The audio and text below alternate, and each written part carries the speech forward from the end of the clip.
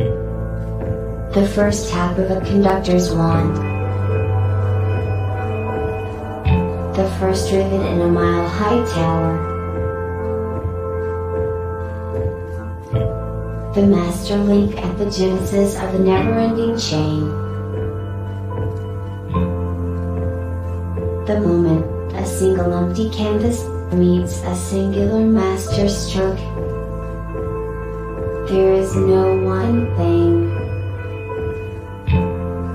Because now, there are many. Because soon, there will be more. Because one is ever the beginning.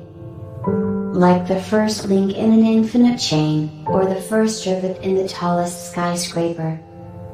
The master stroke is found in the masterpiece. What will you begin? All right, everyone, welcome to World Blockchain Roundtable. This is episode 154. We did make an adjustment because of current events, and this is going to be, was Bitcoin hijacked? Is Roger Ver correct? Our hosts for today are Lisa from the Mighty Lair, Sean, everyone's best friend, and I am who's regularly joining us now. So I hope you can keep that up. And I do believe that Greg will be here. So if I hear a beep, or if you guys see him show up, and I've not seen the little window now down below in the screen, let me know, and I will add him hopefully very soon. I'm Joe, founder and architect of Dragon Chain. John, our DAO chosen MC, is still lost in the tunnels of New York. So we either need to take him off, so I can shut down that tired old joke, which is probably apropos for maybe the reason hasn't been here for a while. I don't know. I think the current events is when it really he just didn't want to be. Yeah, but don't you think it reflects on how a DAO is like? If you're a real DAO, you can't force somebody to do something, or you have to have it. It shows why you need things for enforcement mechanisms for enforcement and not doing it. You don't get rewards, right? So he's missing out on rewards. Anyway, I hope Greg comes in, and if anybody else pops in, we'll just add them. First, a quick update on the WBRT Lair ownership tokens lot NFTs from last week's episode. Every host from last week will receive 166 lot. Last week's themes were nominated by IM4IM, who will get 166 lot, and every topic contributor or question asker will get 166 lot. That's how it's all perfectly even this week. These ownerships tokens come with the passive income from the layer itself, the free edits, and most importantly, the governance votes. So the theme of the week this week was Bitcoin hijacked. Should we talk about anything before we go straight into it? I'm going to refresh it so everybody can see me refreshing it. Did we mention that he was? They say arrested, but I've heard different things. I've heard that they put out for his arrest, but that he's going to be extradited from Spain, but he hadn't actually been detained yet. Really? Or they issued warrants for his arrest. Yeah. I don't know if anybody has an update on any of that. I heard some of those rumors as well, and I have not been able to get any confirmation either way. Okay. So my gut tells me he was arrested, but I'm not sure. It's kind of a surprise because he's not been a citizen for a long time. 3 or 4 years, right? I think 20 decade, hasn't it? Oh. Maybe not. I don't think it was that. I think it was longer ago than that, but I might be wrong. Maybe you're wrong. Okay, I'll try to find some information. I posted kind of the history in good. Okay. in an entry on the cryptocurrency layer. Oh, good. Thank you. Let me log into that. What about how Bitcoin.com has been taken down? 2014. So it was over 10 years ago. Oh yeah, Bitcoin.com. And I sent that. Let's see if I can find that. So they charged him and took it down. I sent you the tweet. Excellent. Excellent. Yeah. Sorry, thank you. I'm gonna get it. Here, find it here. Sorry. Oh no, you're good. My apologies. I didn't have this up right away. So right, yes, it stems from his Bitcoin holdings that were 131,000 Bitcoin at one point, worth $240 million at the time of his renouncement, which was 2014. In around 2017, it says because these Bitcoins were tied up into two different companies. One was memorydealers.com, which was his company that he sold all kinds of computer memory, RAM, chips, and etc. And algastar.com. I'm not algylestar.com, I think, is the other one. Now, it appears that those companies remained in the U.S. And were not closed down or sold off. And so the IRS says that, and he claimed at the time of his renouncement, you have to pay a capital gains tax on your assets when you renounce your citizenship, even if you haven't sold them or not, supposedly what their value is. And I think in the DOJ's indictment stated something to the effect that he said that he was not in control of those coins. But then in 2017, he sold them. And so at that point, they said he was in control. And that's where the $240 million, and the IRS wants $48 million plus penalties, because of the coins that he sold, which was 70,000 Bitcoins, around 200, worth at 240 million. So the capital gains tax for the IRS would have been 48 million due.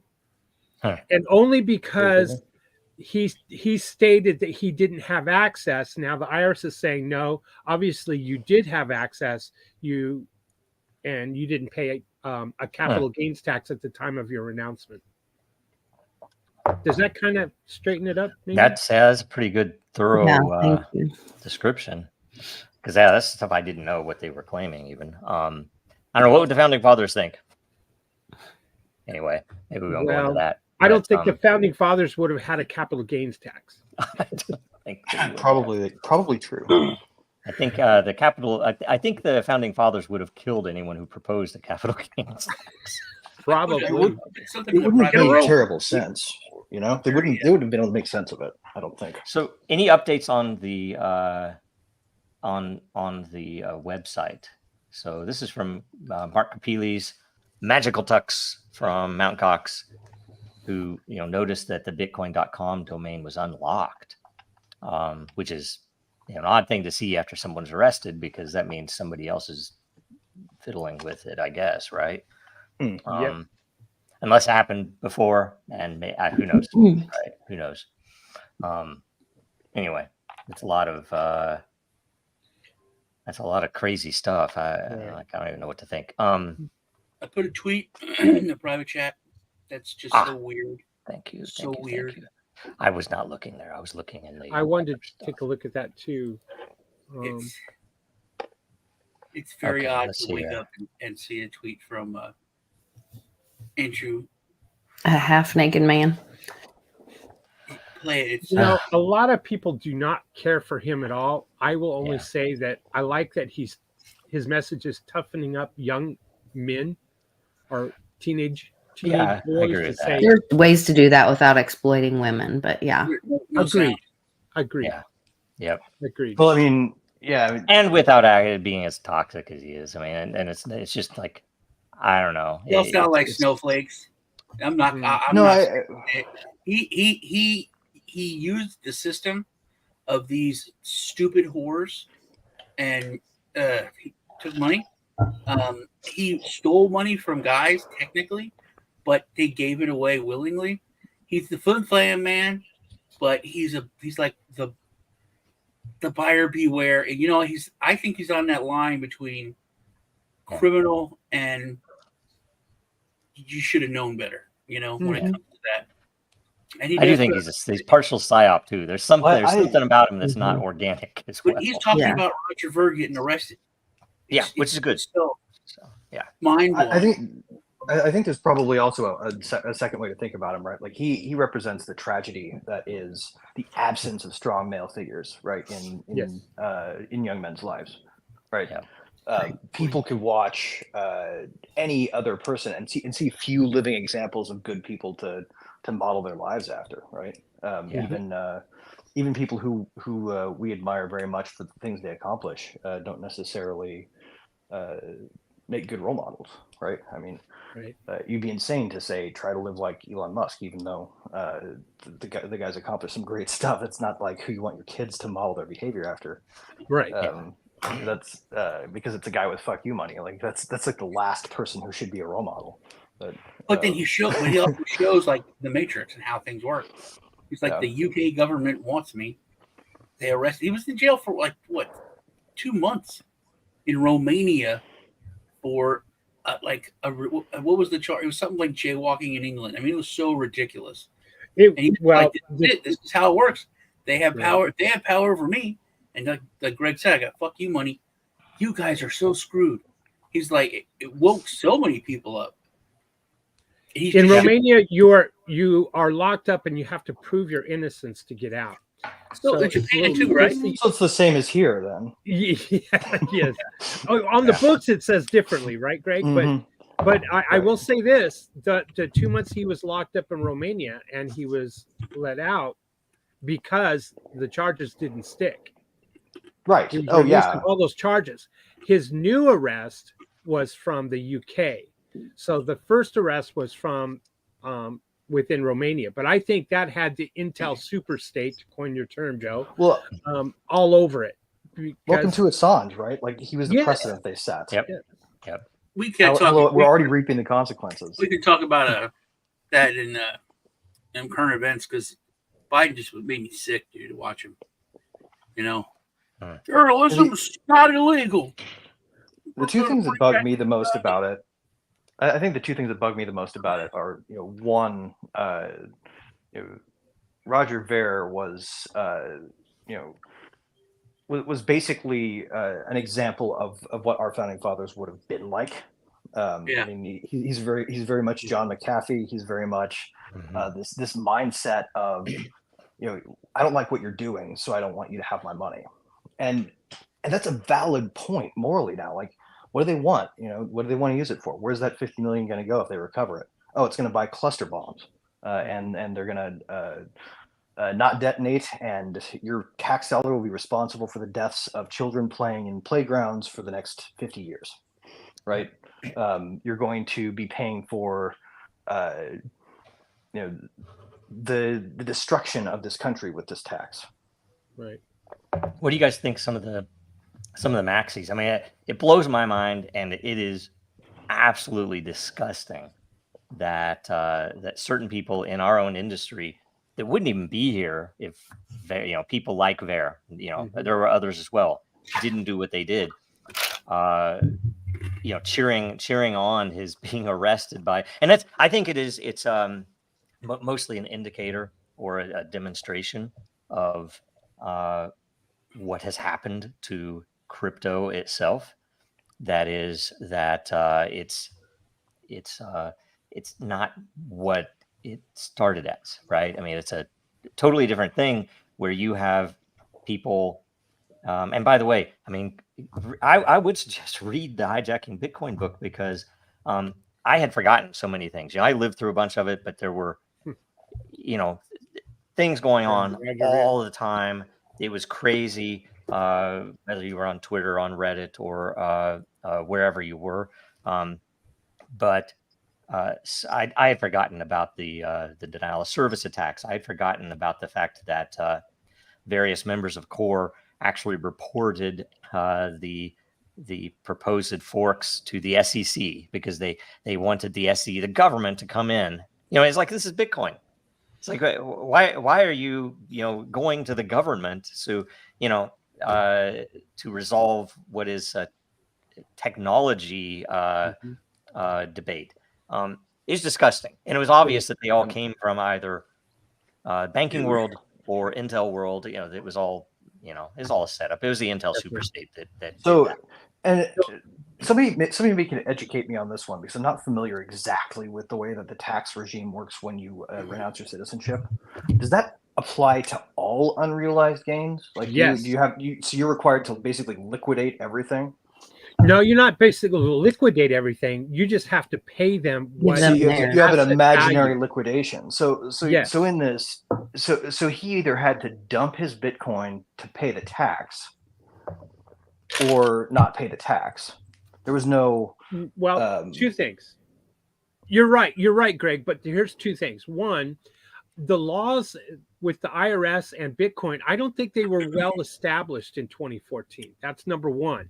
Number two, the question of ownership or custody of these Bitcoins, because they were supposedly in another entity. So that, to play devil's advocate against Ver's case, I would say, all right, well, you did demonstrate that you lied in your forms, that these were not within your custody, or you didn't have ownership.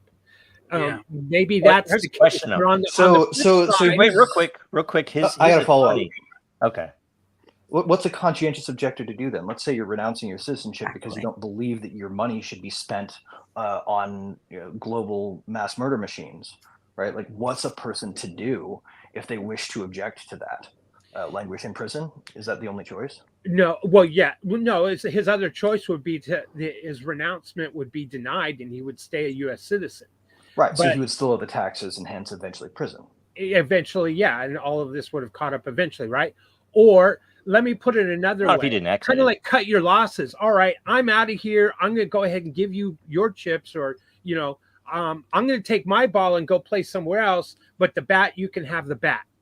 You know what I mean? I think at one point you can say you have to, even though as a conscientious objector, if you want to leave the country and renounce your citizenship, you have to still pay to Caesar what's owed, right?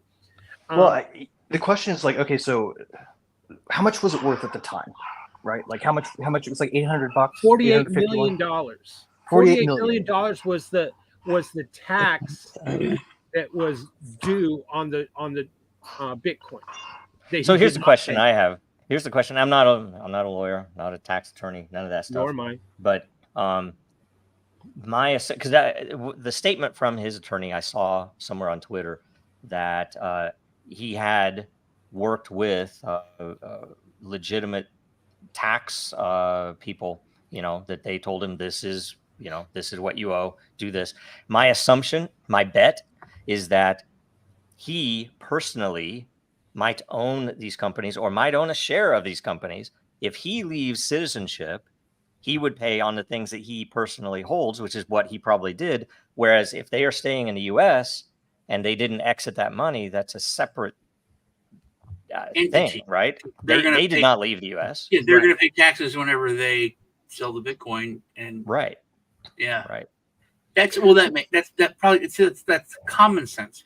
But now you're talking about tax law, which is ridiculous. But then they said that he sold 70, right? He sold 70. That's what got that he sold 70, not the company. Well, that I don't know. Well, that's all. When did he do this, by the way?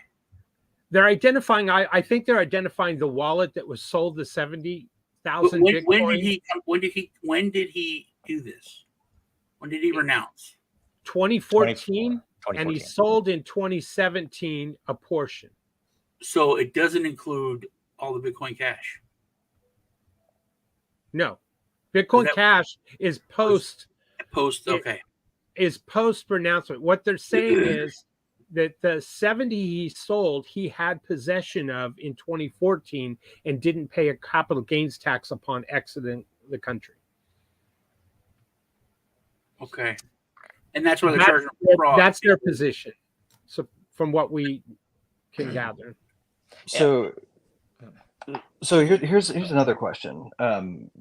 given the kind of obvious injustice of this, right? The injustice of not being able to exit without, like, if you really genuinely conscientiously object to what's being done with your money, right?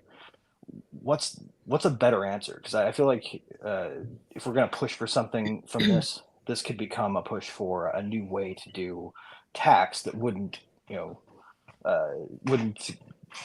prevent Caesar from getting his, so to speak, but would still make it possible to minimize what you're giving up if you don't agree with what's going on.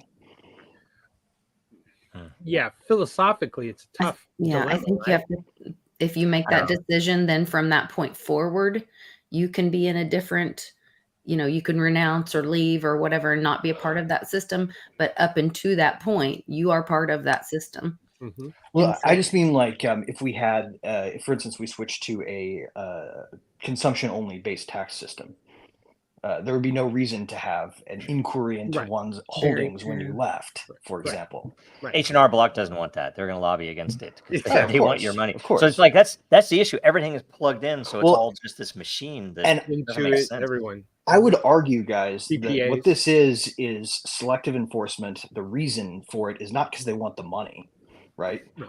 There's plenty of people they could go get if they wanted the money. What it's really about is the sovereignty of the money power.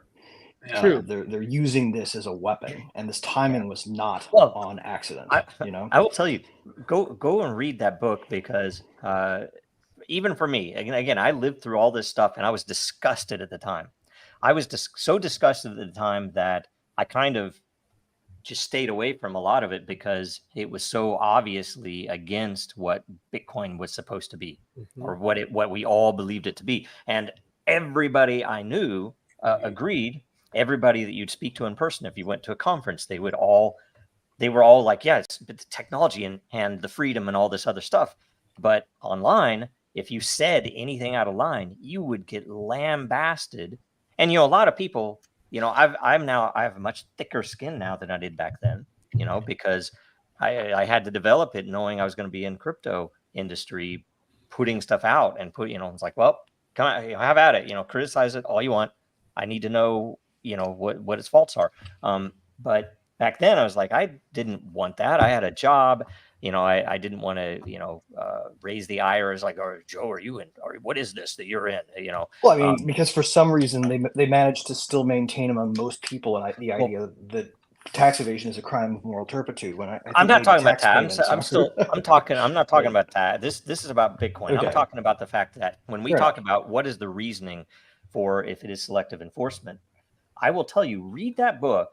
And when you get into the part of the Civil War in Bitcoin, you will see some of the stuff that went on. And in a normal project, it would be considered over the fucking top what Bitcoin Core did.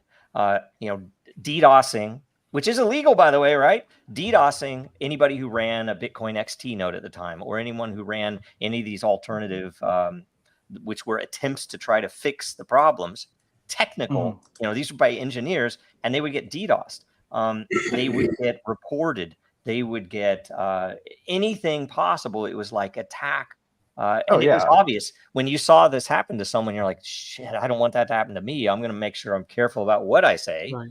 And then you think about this, and you think, okay, is it the same people? And I'm going to tell you, I think it is. I think it's all Intel superstate, whether that's the banks, whether that's the Intel agencies, I don't know. I have no clear insight into that. But the patterns are kind of hard to not see, right?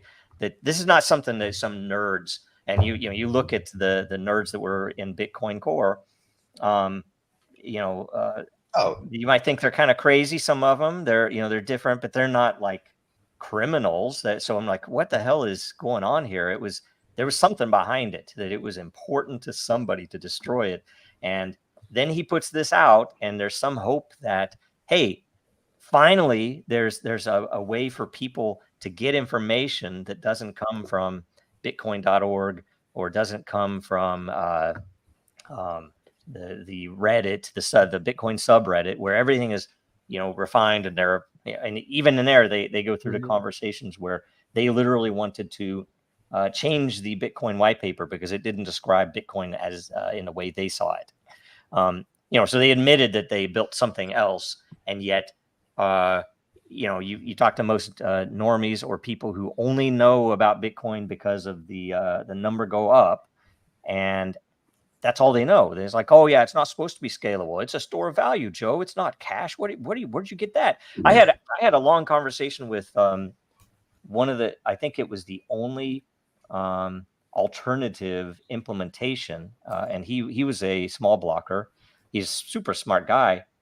I liked him a lot, but it blew my mind that he had just hook, line, and sinker had taken the entire religion of small blocks and Lightning Network and all that stuff. And I'm like, it just kind of blew my mind, but it was because there was so much propaganda.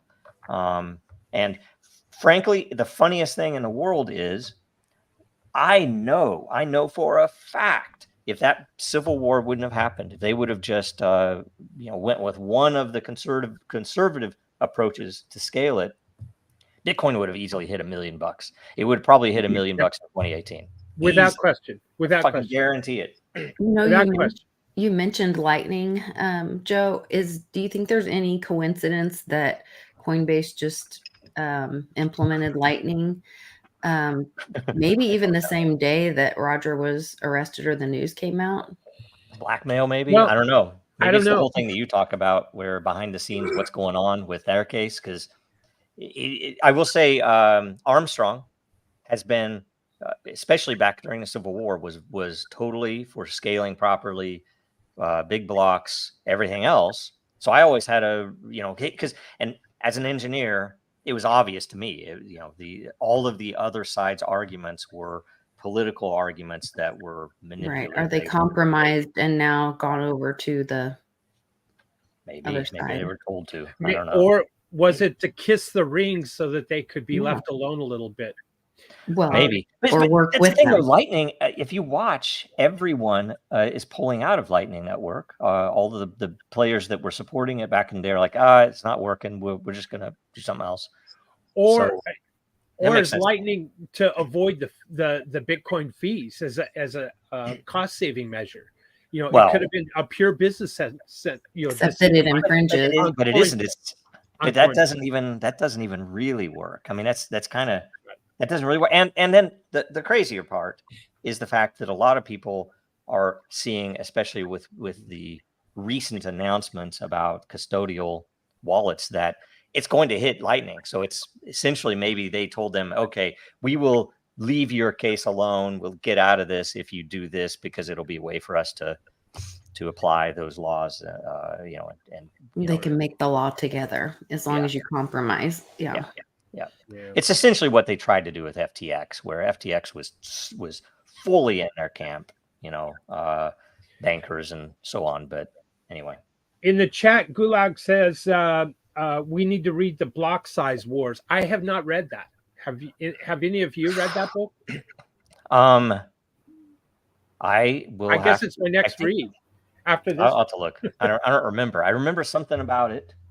But frankly, if you go back and just look at the history in the comments, it's intense because, and there was a lot of, I think it's Ruzin. I don't know how to pronounce his name. Ruzin. He's a PhD.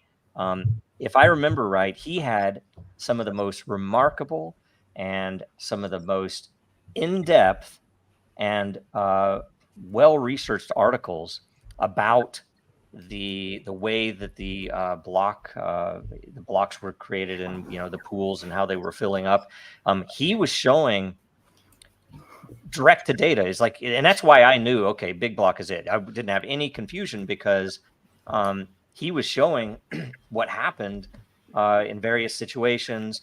They ran experiments. They did a bunch of other things, and anyway, there's a ton of stuff there that Roger doesn't even. He mentions him in a couple of times in the book. I wish he would have put more of that in there, and maybe there's Block Size Wars. I'll have to look at that. I remember seeing something about it, but I don't remember when it was. So let me look that up real quick. To again play devil's advocate here, on behalf of the IRS. Obviously, Roger Ver, obtained those coins, those Bitcoin, within the U.S. Those companies, if those companies had ownership, and if those companies stayed in the U.S., that's a pretty solid argument on behalf of the IRS. On the flip Except side, that it is legal tender in another country. It hadn't touched US dollars. It was Bitcoin. It was on the blockchain. It wasn't in the US. That's where we have valid point. Valid Yeah. point. I mean, it's like if you take a machine, let's say that it's Very reasonable to mine Bitcoin, right? If we were to take a machine and load it up, turn it on, and give it away, right? I don't know what's allowed to give something away to, let's say, to a congressman, or what can you do? Can I throw it in a lake? Nobody owns it. Is it still a taxable thing? Is it still? I mean, it's producing something that they want to tax. How does that work? I think it's a great point. They don't exist within borders. Yeah. And then the other side of it is the U.S. I do believe it is the only country that will tax you if you are making money outside the U.S. Right? If there's several countries, and there was an article way back in the past that it's like, oh, that would be so cool, where you could legally pay no taxes if you did a service for, let's say, Bitcoin in certain parts of Europe, and you did not service people in those areas, like you served someone internationally, that there was no legal tax unless you were an American. If you're an American, nope, you pay it no matter where you are. You could be on the freaking moon. And I don't know on the rolls in 2014. There was within the U.S. government, there were 3 divisions of definition of Bitcoin. It was a currency, which was a different agency. I don't remember which one. I want to say FICA, but it's not FICA. The other one was, no, it's an asset.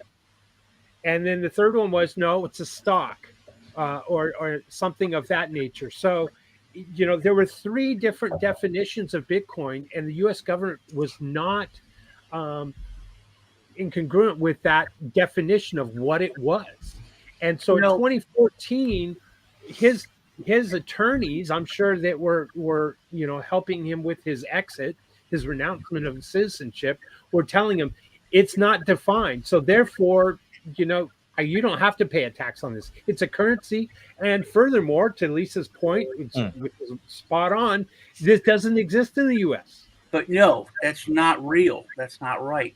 That's 2014 thinking. That's the thing. 2014, it pisses me off because we're victims of our own desires. It's like Lisa said, it's legal tender. And in 2014, we were like, it was Beanie Babies. It was Beanie Babies. That wasn't even Beanie. In 2014, Sean, it was software. It was freaking. It's like real. Buying a game that was the nerdiest game you could ever imagine. Yeah, when he renounced his citizenship, it wasn't even a Beanie Baby yet. It was like, what is this? Oh, it's just software. Oh, it's just ones and zeros. It's something people collect in a computer. It's math. And what? Okay. The DOJ said, but we fought so hard. Is my point. We fought so hard. Please recognize this as a currency. Oh, look, the said it was real. It's their money. Oh, look, this country is talking about it being legal tender, and now we're here. Sean, I'm going to challenge you on that. The we is not a we. It's like I've never wanted that. I warned people the whole time. It's like, you don't want this shit. You don't want an ETF. Yeah. You don't want it to be integrated into the banking system. It is not the banking system. That's the whole damn point. Get 1% of BlackRock into it, man. Oh man. I'm gonna make a real quick debate here. Point 2 that Gulag says market decides when to raise the Bitcoin block size, and that increasing it was a noob solution. I mean, are you an engineer, Gulag? Because you're full of shit talking about that. Dude, that's That's not true. I don't know. And by the way, the whole point of it, the beauty in the design of Bitcoin and most other currencies, cryptocurrencies afterwards, was that the miners decide. The miners decide. It's not the full node running, because you could run as many you want. It's not how many Twitter accounts you can launch either, right? You launch as many Twitter accounts as you want. Say, oh, we all want small blocks. That's not how it works. It's supposed to be the miners, and the miners didn't have courage. And the market competition, though, is the answer, right? Yeah. In the end, it's built on open source software. You can, if you don't like what people are doing with the main project, you fork it. Welcome to open source, man. It was there before crypto. It was what made the cypherpunks possible. The most cypherpunk possible thing you can say then is, let's see how the market likes it. Whichever one they choose is the one that they like. Right. And there's a very good chance they'll choose a bit of both. I shouldn't have said anything bad about Gulag. I didn't mean, I don't want to make this. I think you guys are both right, Gulag and you. But because we hit this big, at the time, massive adoption. And, it was like $100 for fees in Bitcoin. I remember it would take hours and hours. Days. And then the market was like, hey, this cool thing sucks. And that's what started the market said that. And then the miners said, no, we're not going to change the game. And that's where it all started. So you're right. The market did say is not going to fix this. And that's the whole controversy and why Bitcoin Cash, and others were made. Yeah. I think the idea of it being defined as a currency by individuals who use it is in the legal realm, is probably a smoother way of skirting different laws, shall we say, and making it more borderless from a legal perspective. And so I remember early on, I was hoping, like Sean says, I was hoping they would deem it a currency and not an asset, because I knew the asset meant there's going to be all kinds of different control points, all different kinds of taxation points, especially within the US. So I was hoping that as a currency, it would be more recognized as a borderless currency, and therefore almost untouchable from laws. Bitcoin would be untouchable, but within a certain country's border, maybe if you were, because if you buy, whatever, Japanese yen and you exchange it and play arbitrage with the US dollar or something like that, you're subject to capital gains on that trade. Well, that would be the same for Bitcoin, maybe, but being a currency, it would be a lot less controllable.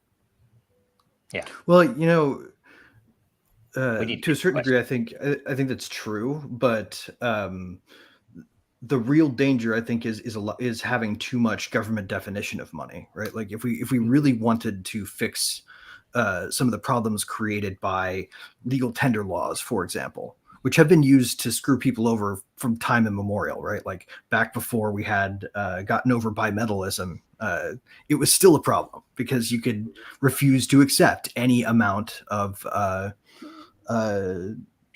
some alternative to the legal tender if the contract specified only legal tender, right? It was a gamesmanship thing. It's always been, and we would do better rather than trying to define it to set the government's role as collecting value if it's going to tax, and that form should take whatever form the people are using, not whatever form they authorize. And I'm going to add something to that because I think I agree, and it's something that's interesting to me and has been for years, since even back in the beginning, that it felt similar in some ways to the open source world. The ethos was the same. It felt similar to early internet, obviously. The thing that was different was that the banks cared about it. And because the banks cared about it, everything is different. It wasn't treated like a new thing like the internet was. It wasn't treated like open source. It's like, well, it's just a bunch of nerds. Who cares, right? It was attacked incessantly, and it still is, and it's crazy to me. So anyway, and that's because the banks are involved.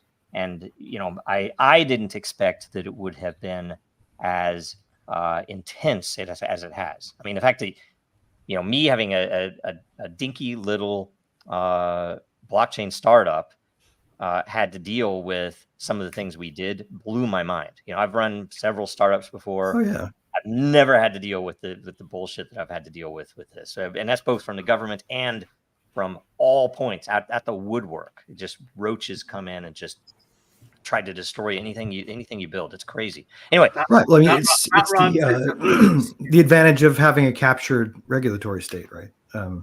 If you want to take on the incumbent. Oh, go ahead. I was just saying, if you want to take on the incumbents, you got to take on the regulatory state as well, because they've captured that regulatory state so effectively and thoroughly. Mm-hmm. Scott Robb said that. Can you imagine it? Like it's a joke, but it's not. If you own a plot of land in this metaverse, and your country or your state opens up a tax office in the metaverse, taxes your property. Everyone, the metaverse is the new thing. We're all going to be living in the metaverse. Can you imagine? If it's not that.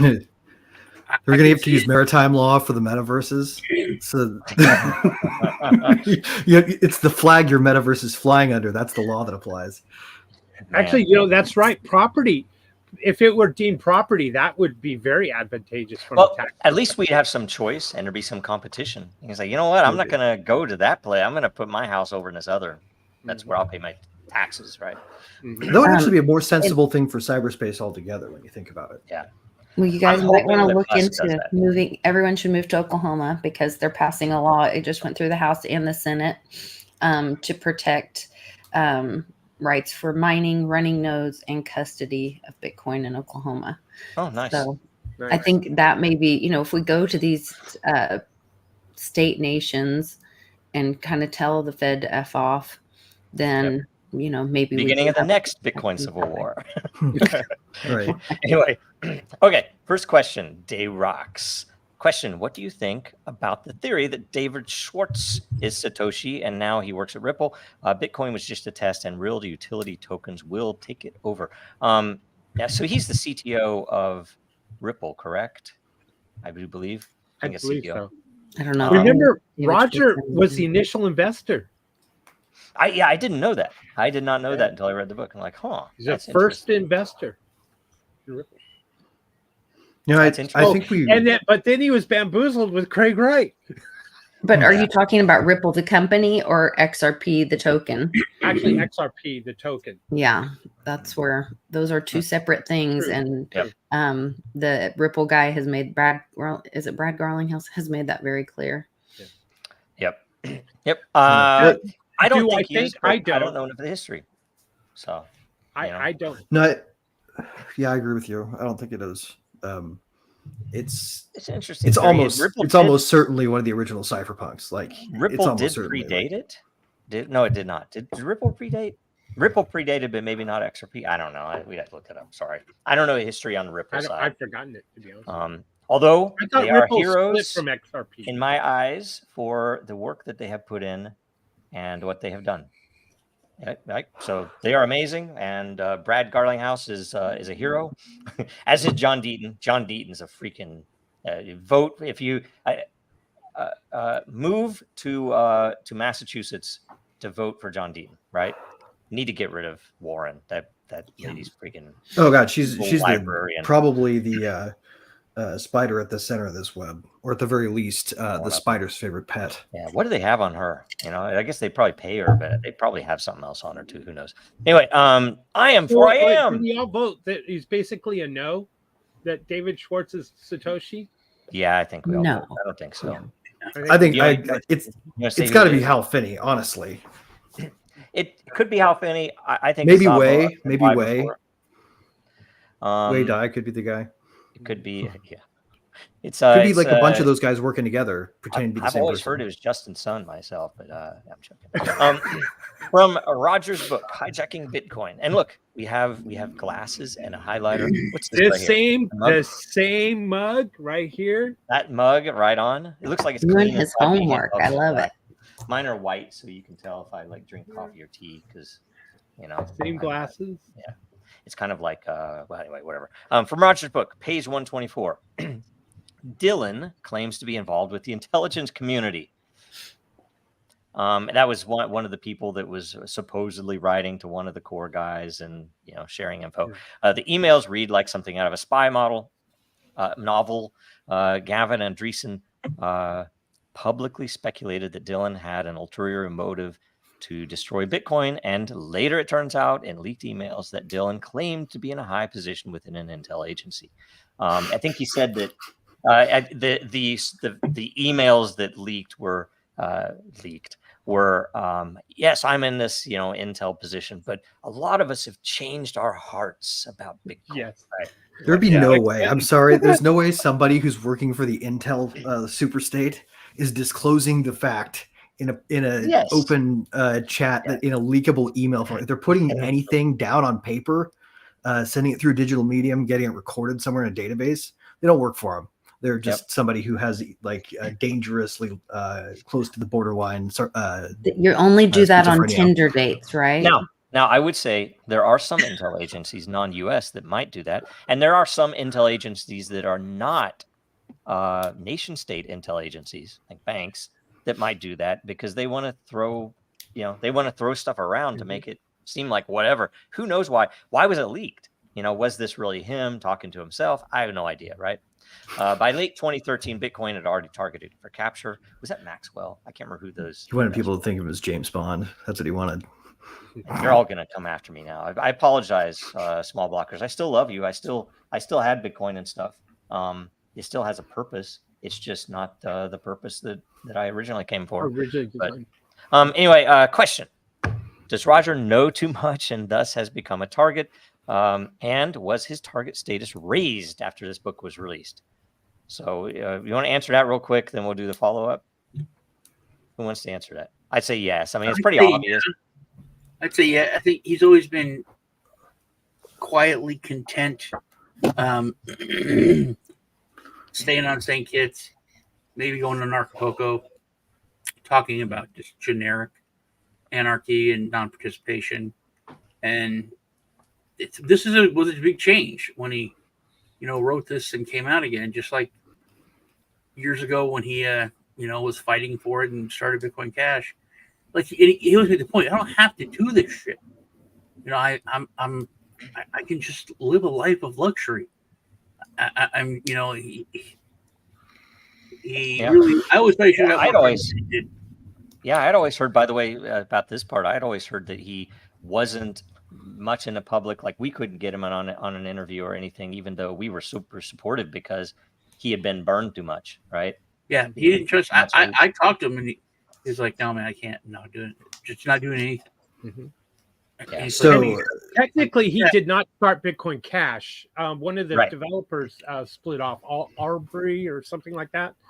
He's from France, and created Bitcoin Cash, and of course, it had those principles of voluntarism that Roger was attracted to and helped support, and brought that over to Bitcoin.com, which he owns Bitcoin.com.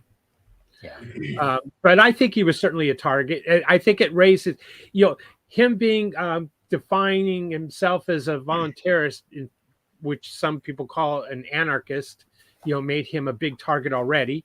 So he's got money, he's got a voice, he's got some power. Now he writes a book and he kind of outlines how Bitcoin was captured, and it's well documented. There you go. I think there's like, all right, we got this sitting out here in the wings. Let's go ahead and play that card. It's like a big poker game. Let's play that card and hit him with some tax and with the DOJ. But doesn't that go back to Got Robbed had a comment early on? I think you put it up for a minute. It said 2014, no designation at all for Bitcoin. Yeah. So 2017, still no designation. However, they're getting to go back in time, like they're in some damn time machine that the rest of us don't have access to, and punish people for laws and definitions in the future to things that apply in the past. That just doesn't. This is typical for law, right? Like it gets defined retroactively. Anytime a judge finally comes down on how the law should be read, You're typically looking back into the past by n number of years, interpreting the case and the evidence, right? That's how they do it. It is absolutely like how big questions of law get settled, right? They have a theory. They have a theory that they want. I'm not saying that's right, but that's not my critique here. My critique here is a little different. I think that this is timed. I think that this is part of their attack on the whole cryptocurrency space. They needed somebody to hang an effigy as part of the effort to say, because obviously the thing that they're scared of with crypto is the discourse on voluntary servitude. Ever since Etienne Lebody pointed out, all you have to do is not support the tyrant, and it will collapse under its own weight. Yes.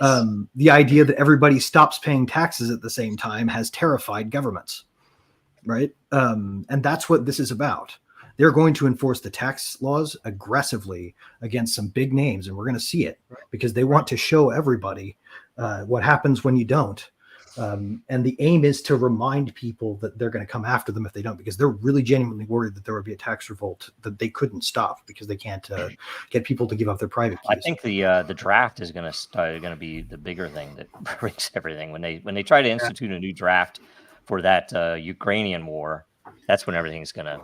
He's going to be throwing this out there for Greg, because it's a legitimate question. Baseball cards came out, and they were for kids. They were fun. You'd stick them in your bike and destroy them just to make a noise, and then they were worth hundreds, thousands, millions of dollars. So, and now if you sell them, you obviously get capital gains. But did they go back to when you bought that card when you were 7? And did that happen or no? Well, it's a selective thing. They could do it. They could do it. They just won't, right? Because what they're doing is they're choosing which things to spend their money on. No, this is a bang for the buck type of thing. There's the thing. Did they go back? Because I mean, the equivalent is they would go back and say, "Hey, it wasn't a law back then, but Topps, Donruss, Pokemon, all you guys are now securities. You owe all this stuff. Everybody who did all this stuff owes all these taxes. All these kids." So on, so on, so on. So that didn't happen. And by the way, this is this stuff, the definition in 2014, 2017 is still not, it is just regulatory edicts. It's not a judge going back. So we're still not there yet. Mm-hmm. We have what Ripple did, which is the first step. Coinbase hopefully will make some ground. Dragon Chain is going to make some ground. Consensus is now in the fight, man. They're after the SEC. Consensus in the fight. And by the way, this the thing that I think that they've missed most recently with the Ukrainian war and with the Israeli war, that they are waking up a lot of people to their pattern of division. It's so obvious when they arrest Roger Ver. And you see the maximalists cheer it on. And it's so obvious. You mean the feds? The only maximalists out there I know are feds. It's also very obvious to me, and I don't know yet how, and I'm trying to take, very unlike me, I will say, I'm trying to take as positive of an outlook on this as possible. But, I have to tell you, I have a tinge, and I'm liking all of Huber's tweets and everything else, where he's calling out, it's like, all of a sudden, now Ethereum is always like, oh, we're going to fight the man. We're going to go after him. We're going to beat him. And I'm like, where the fuck were you guys? Where the fuck were you? The fucking elbows up there talking about how the SEC is our friends and we have a good, it's like they probably did have a good business relationship with them. The SEC was paying them for to tell them who to go after. It's like, oh, that has kept certain people in ETH on the outside of it. Imagine that. It's like the cypherpunk contingent over there is kind of slim and quiet. This stuff happening, and I've been thinking about it for a while. And part of our research and part of what we built at Den was entirely focused on these problems. How do you do this with behavior in a way that's organic, that's natural, that's a cultural fit to a project? And my thought is that at the nation state level, at the project level, we're attempting to do shit that humans usually required a cultural, philosophical basis. You have to know, why am I in this project? And there has to be something that ties you in, as it's, Bitcoin, is it for freedom, or is it just gold? Is it just number go up? And you can have a mix. I'm not saying that, but I think that the projects are doing a disservice to themselves if they don't lay that shit out and really make it part of the culture right early on. And it's it's almost like a religion, but it's the same thing. Romans almost worshipped their republic. It was almost like a sin to do something against the republic, which is why it was so crazy when Caesar came, right? And right now we don't have that. It's like it's a melting pot. Everything's the same. The West has no culture. Blah blah blah. It's all BS, and that's why we're in the state we are, both culturally in the West and with these projects that they're meaningless. And if you don't have meaning, then there's no point. And yeah, Bitcoin could be gold. Who knows, right? It's like, that's not why I'm there, right? I came into Bitcoin because it was a super interesting mix of open source ethos, transparency, and freedom.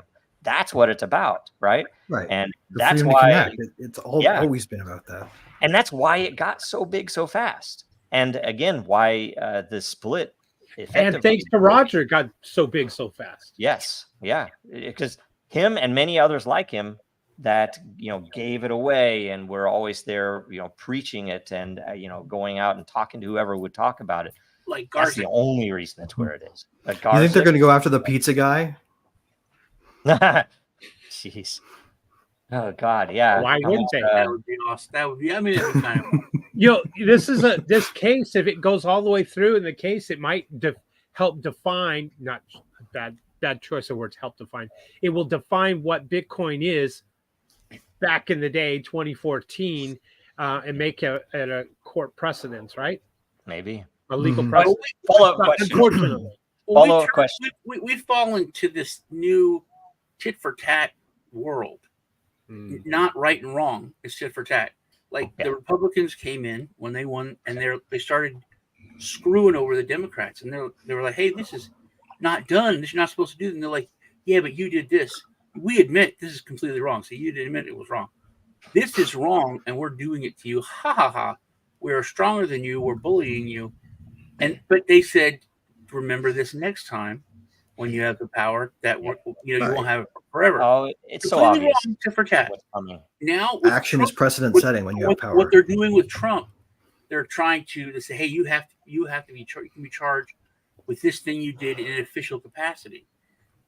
But then they're like, "Well, President Obama killed civilians and ordered this bombing. That would mean if you do this, if you can charge a president for doing something in official capacity, then we can charge Bush for the entire Iraqi war." How many people were killed in that? I mean, in fairness, right? There's room in there for all of them. We could charge all the presidents. They probably all deserve it. Yeah, that's the thing. They brought it. It's like you can't charge them with this, or else the fact that there was no WMDs, the whole region went to war, is a lie. That we can arrest him. We can arrest Obama for killing these civilians. Is that how you want to go? Should we charge Abraham Lincoln for stopping habeas corpus?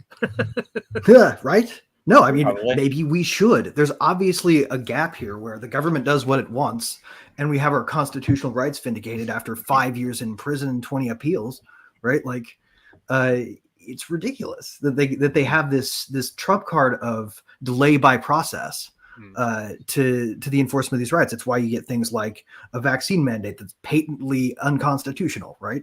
I can't imagine it goes on and goes on, and then they get away with it. But in the end, they come back and say, you can't do this. Well, it's too late. You already made a ton of people choose that or their jobs. Yep. It nullifies the Constitution to have an administrative delay.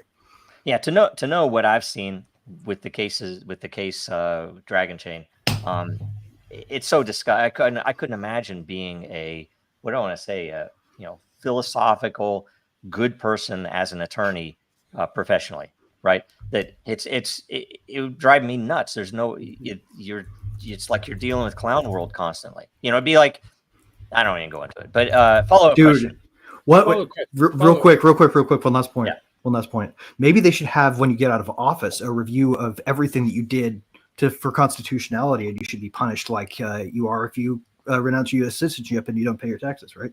You were in office. You did this. It violated the Constitution. Oh, sorry. That's 8 years in prison. Yeah, well, it's check like out. an oath.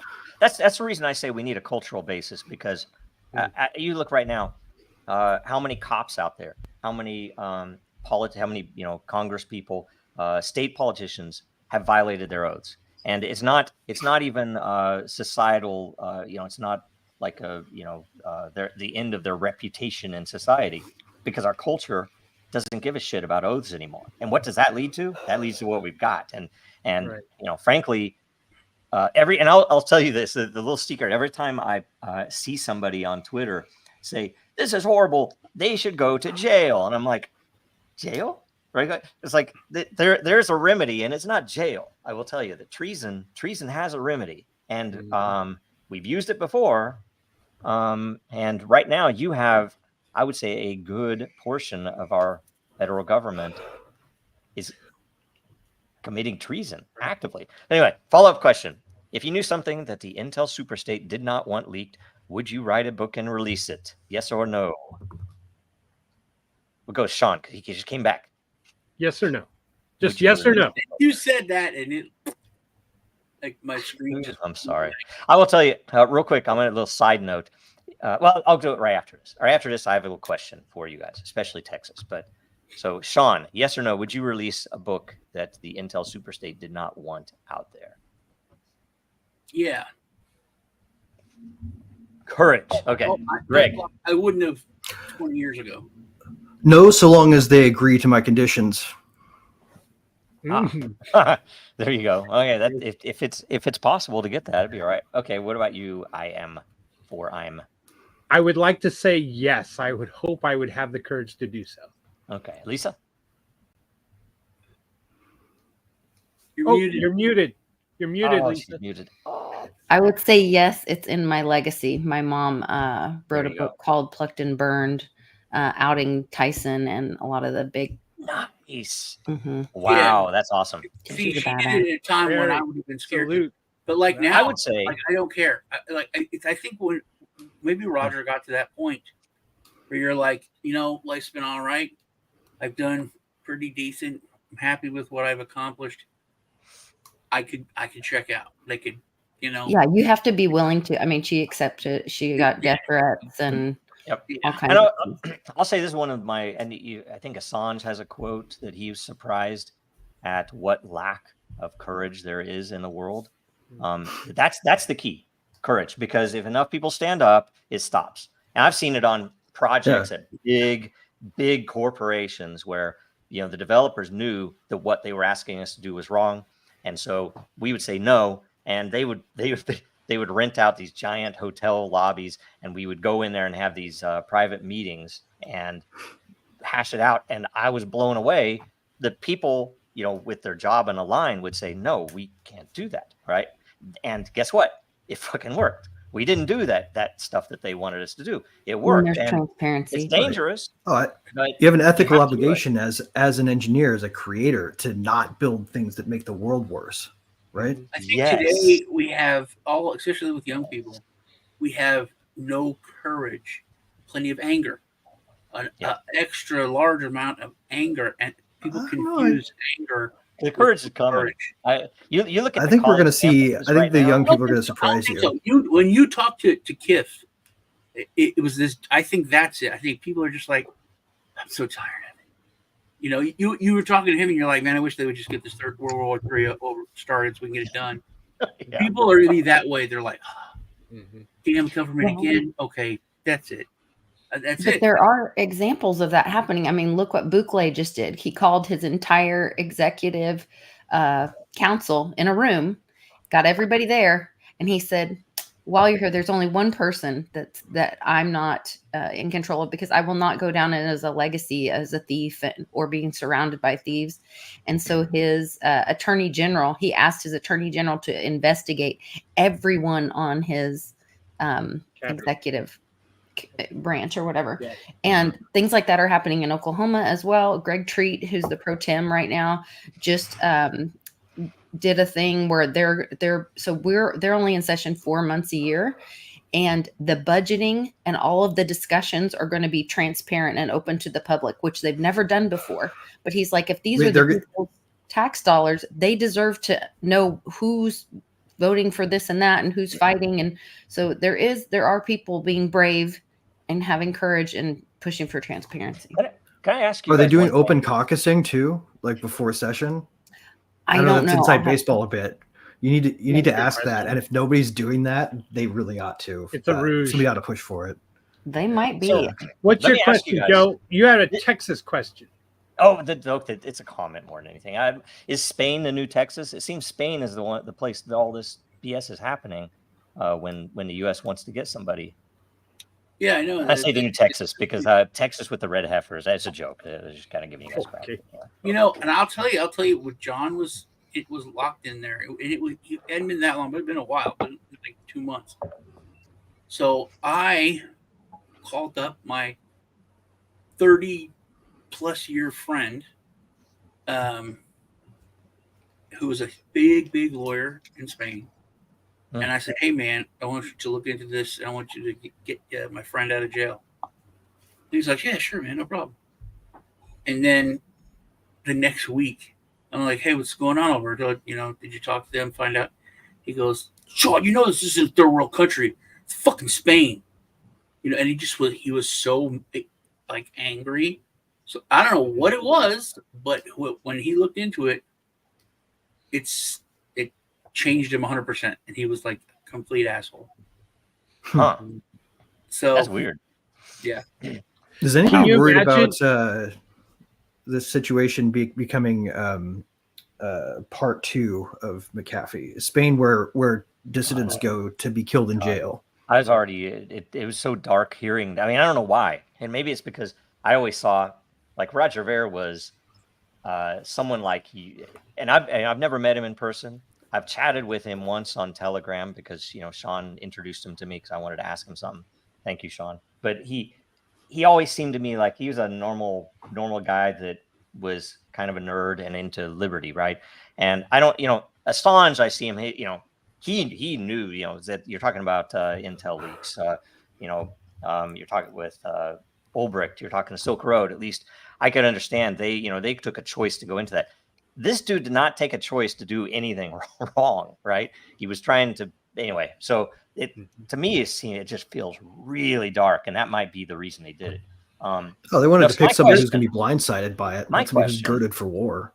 Something, and this came up in a conversation with someone this week, and it applies somewhat in a glancing way to this subject. That it's almost like I'm looking for how to understand the world better, right? I mean, I read a lot of history. I've listened to a lot of history podcasts and stuff because you can understand more, you can learn more, and you can a lot of times it helps build courage. It's like, holy shit, that is the most amazing story. I can see how that I could use that feeling in what's happening today, right? And when I was talking about this, it was the oddest thing because what came up is, okay, imagine if you just kind of personally look at and whatever objective bad is, or I would say objective evil, but maybe it's not evil. Maybe it's just a bad thing in society. You could look at human trafficking. You could look at child trafficking. You could look at child porn. You could talk about regular porn. You could talk about what are the negative things at war, right? What are the things in the world that bestiality? It's gross. Bestiality that people. Sorry. People would think that shouldn't happen, right? It's not, and different people, different things, of course, right? Abortion would be one of them, right? And whether you do or not, there are a lot of people who think there's some really negative stuff that happens there. And when you think about these things, is it not odd that yes, there's money to be made in these industries, but a lot of these industries don't make as much money as they promote negative things, right? Porn, money's there free. So, but here's the thing: I'm going to ask you. Money's there regardless of whether people know that it has Why? prices. Why are these so industrialized? And given that they are so negative, I'm beginning to think that it is industrialized black magic. That they are getting when they send people off to war, they aren't just making money sending people off. Yes, they're making money, but that's a blood sacrifice. I guarantee to you. When 9/11 happened, that was a freaking blood sacrifice, and you can't convince me otherwise. And Oklahoma so I'm thinking City bombing this had whole a thing. Y in the top. It's crazy. What's that? The Oklahoma City bombing building had Yeah. a YMCA in the top. Children were killed. Yep. There's always a there's always a useful experiment you can do. I pulled this from Curtis Yarvin's, so I'm not taking credit for this one on my own. You can you do a thought experiment, basically. Like, imagine you're in the Truman Show, right? And there's anything you want to not believe is true, right? That you're being told isn't true, but that, obviously any decent reality dome that you're being trapped in would tell you was, not true. So if you want to know for sure, try to build a hypothetical world around the idea that something else is true.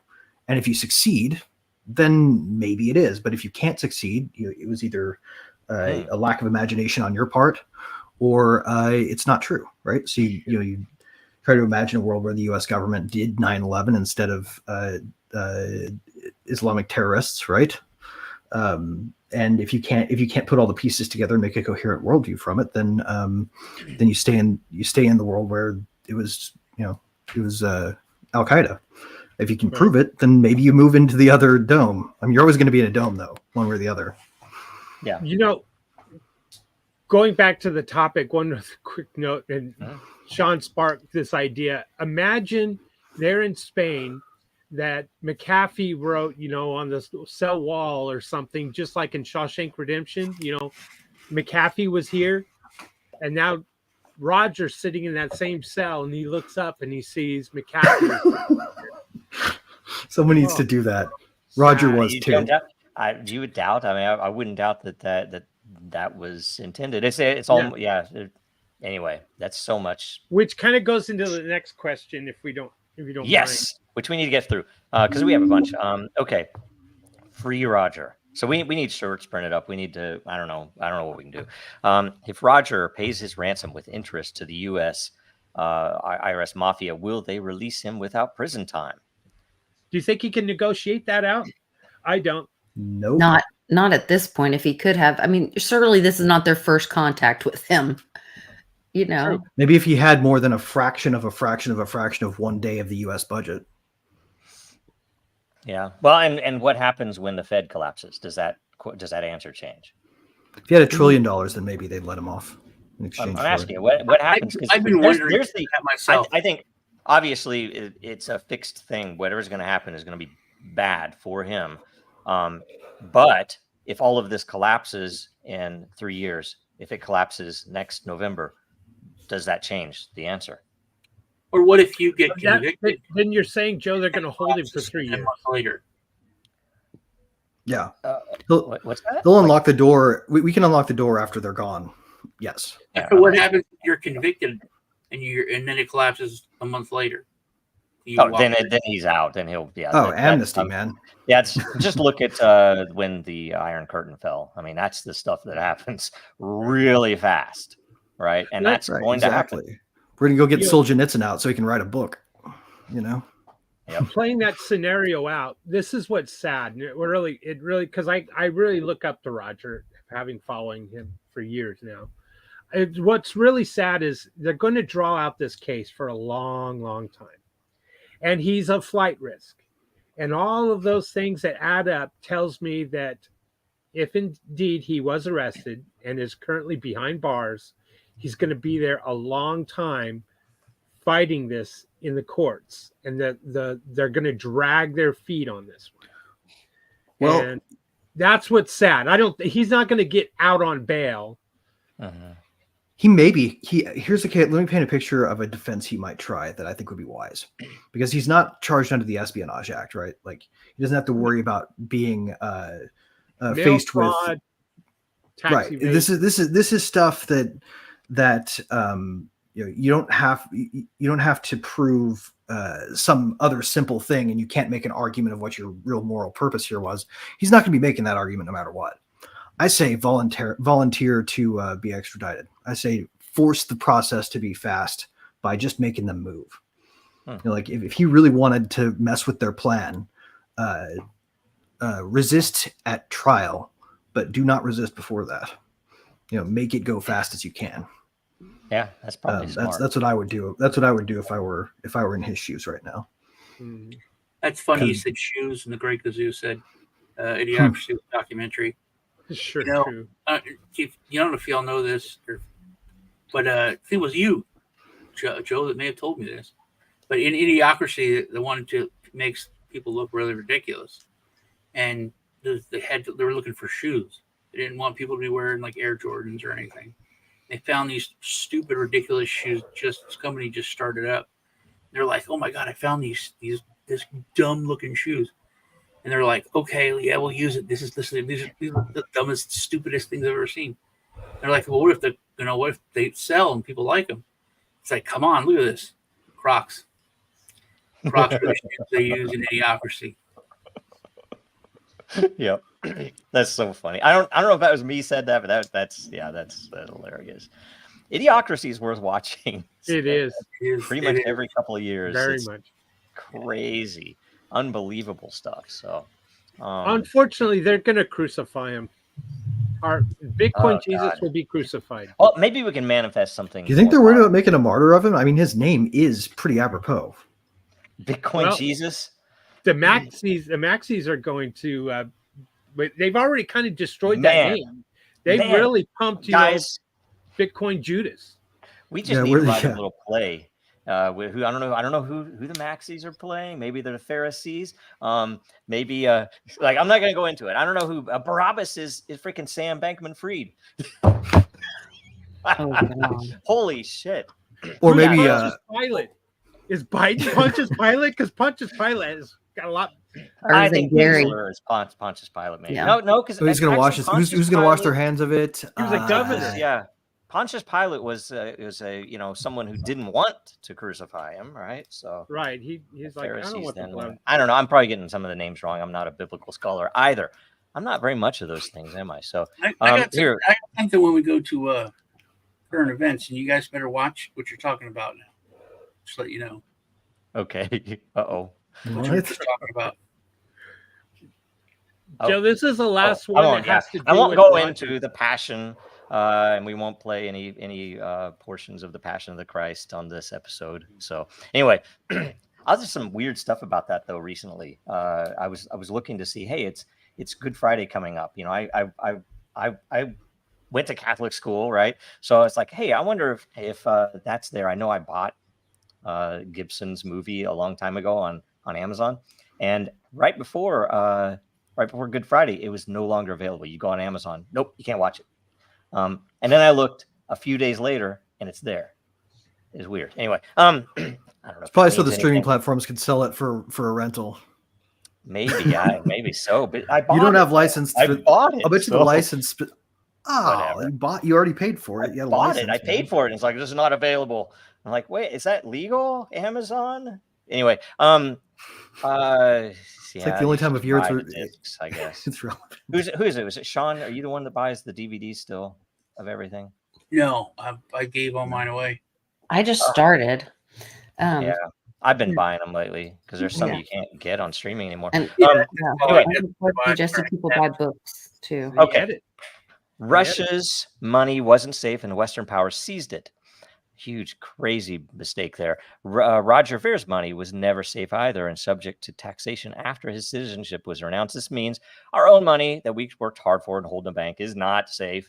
Everyone's money is subject to government confiscation. Yes. If you don't pay the piper, you'll be imprisoned. What was the true purpose and reason Bitcoin was created? And why was its utility compromised? Free Roger. I mean, that's okay. That's the truth too. And I'm not going to tell you what I call them now, but as I drive down the streets in the Midwest and I see that, I've said this before, why is it that every bank is built like a fortress? I mean, it's like the people can't afford to build their houses all out of stone. I want you to think there's cash in there. Yeah, they want you to. They think want you to there's think something there's liquid cash in there. Well, There's not. It's to portray stability, strength, security. You get part more of the cash knocking over a convenience store after a busy night of rush hour. Part of the marketing. Yep. I do think it's interesting that, recently I had a case where somebody owed me some money, and my attorneys were like, we don't have a debtor's prison in the US. That's why we left. That's why we left England, And I was like, well, the IRS can put people in jail. He's like, well, that's different. That's different. That's different. That's black magic stuff. I can't talk about that. I mean, they didn't really have a debtor's prison. They were called. No, it's a fear thing, right? Like, have you guys been around it when somebody tries to criticize the notion of tax and like mixed company?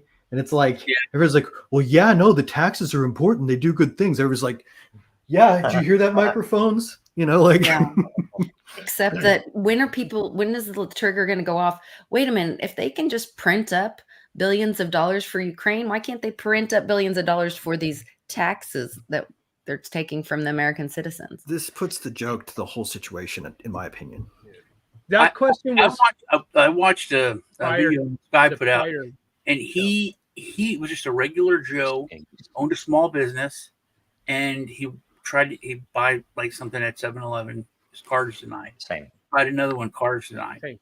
Calls the bank, like, your account is a negative $57,000. And he's like, how is that even possible?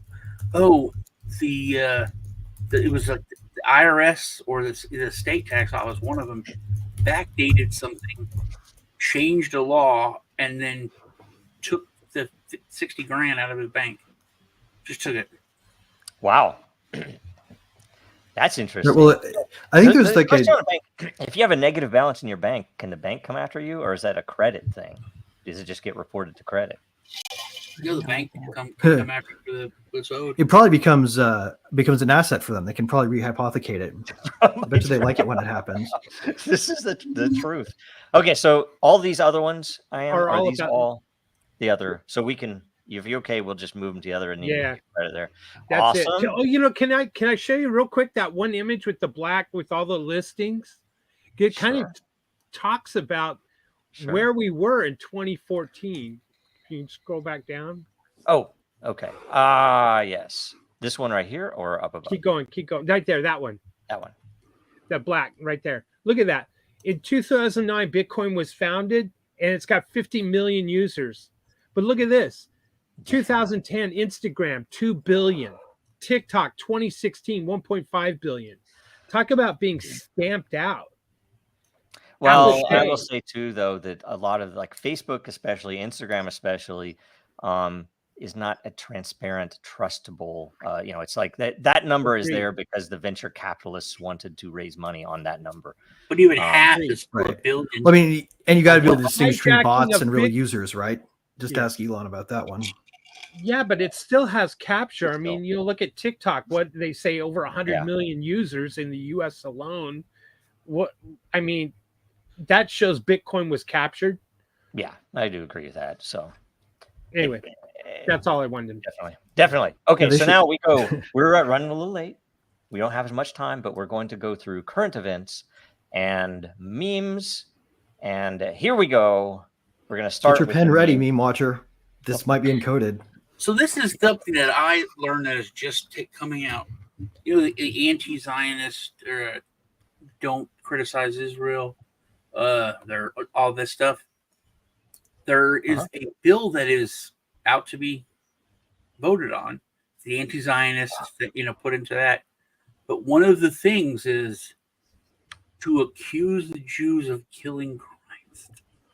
So the Bible would be illegal. That's what you were saying. I can't under talk that about law. Right? Yeah, that just it's not law yet. No, it's not. It's not like it was a gray area. It specifically said that you may not talk or insinuate that the Jewish people killed. I think Congress did just pass that. Well, the House did. It's going to go into the Senate. Just the House. Okay. Yeah. Well, it's kind of silly, right? Running slow. I have to get these. The idea that sorry, I lost my train of thought. The idea that what were we talking about? Pass. I'm going to pass on that one. I lost what I was going to say. It's dangerous. Now, here's damn memes, man. They've declared They're so distracting. They've declared that something was. They've declared that certain things were anti-Semitic. Anti-Semitic. Oh yeah, okay, that's right. It's silly to me that they've listed Zionism in that. The issue is, will they? Will it be illegal? Will it be hate speech? Is hate speech illegal? But none of that really matters if the First Amendment stands. Yeah. Yes. You either choose the First Amendment or you choose this woke, don't hurt people's feelings, anti-Semitic, don't say hateful things.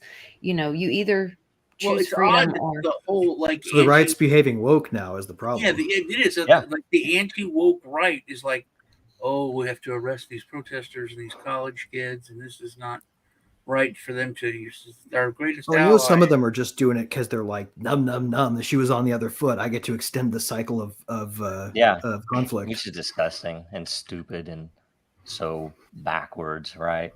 So I don't know. I mean, there's just so much. The whole world shall be blind. Damn it! And again, I want to tell you, I hope none of these offend anyone. I don't understand half of them, but I'm trying to pull out the ones that definitely might offend someone. So, here's one that's not offensive at all, right? Other current events. There was something else. There was another privacy wallet that had some people, some engineers arrested, right? Yeah. And yeah.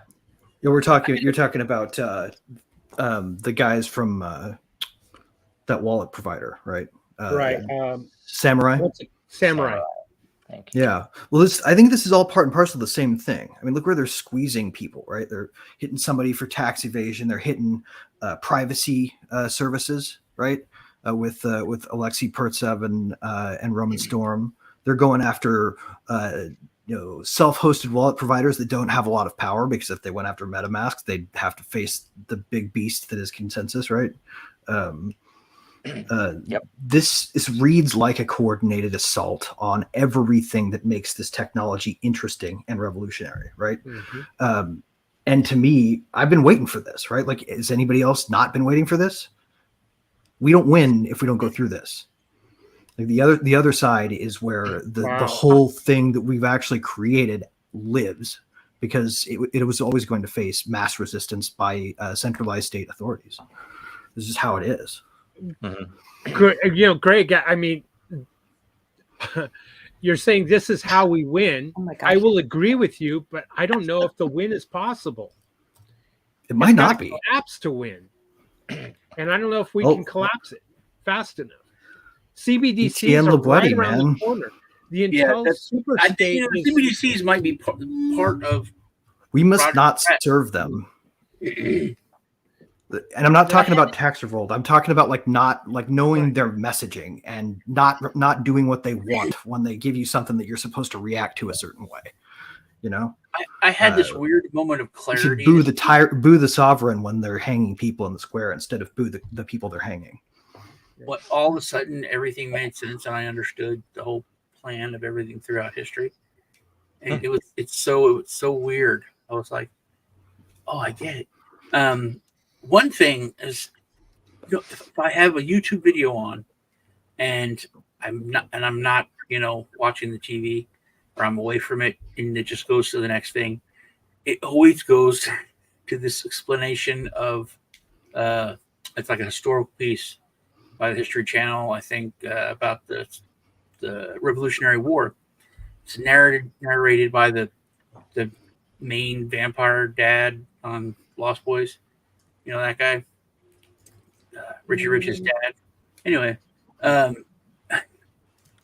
he talked about when they first were signing the Declaration. Maybe it was not the first Congressional Congress, and he said something that I never heard, and that thing comes on all the time. And he said that all of the states didn't really think of the country or the colony. They considered themselves more of the state is like their country. Yeah. So it's like Pennsylvanians were like, we do what we want to do in Pennsylvania.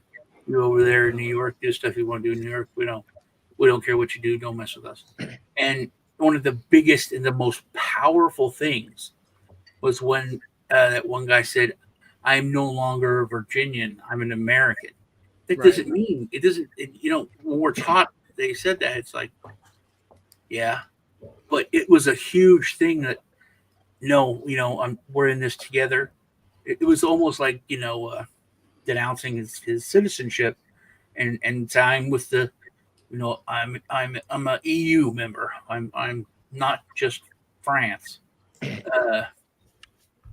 So I thought that was something that kind of hit me that we're not taught, and that we used to be a bunch of different little countries that were just all under one umbrella.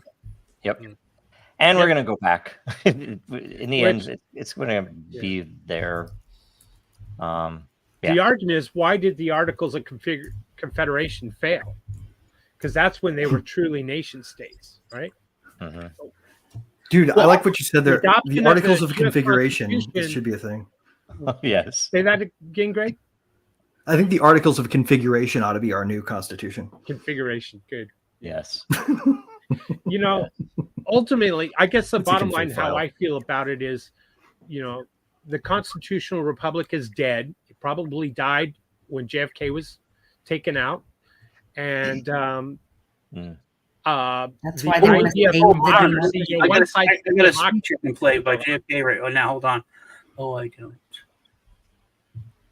It was my present from Lisa, but she hasn't sent it yet. What is that? What is it? But Lisa gave me I gave him an album of it's a JFK memorial album for Christmas, but it's still here at my house. Here, let me play the JFK piece real quick. We'll take a real quick here. Is that all right? I'm going to play it. Yeah, go for it. All right. The very word secrecy is repugnant in a free and open society. And we are as a people, inherently and historically opposed to secret societies, to secret oaths, and secret proceedings.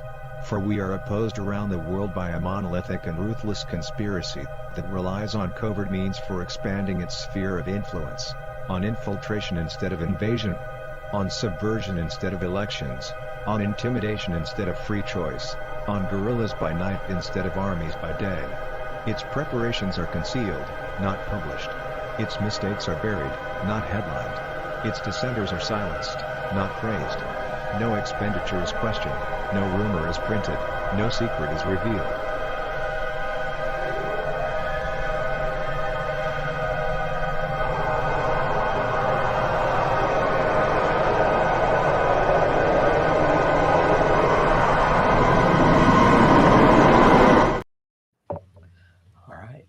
That reminds me of something else I saw this week. I saw, I was very young, but this interviewer was interviewing W, and or his dad, I think it was W, and he's like, he turned into a vampire? No, wait. He said, "You're in the Skull and Bones, right, up at Yale," and they killed him. Mm-hmm. I didn't know that he died in a mysterious circumstance after he brought it up. But dude, you could tell. W was like, what? He was like, he said that, and we don't talk about it. Yeah.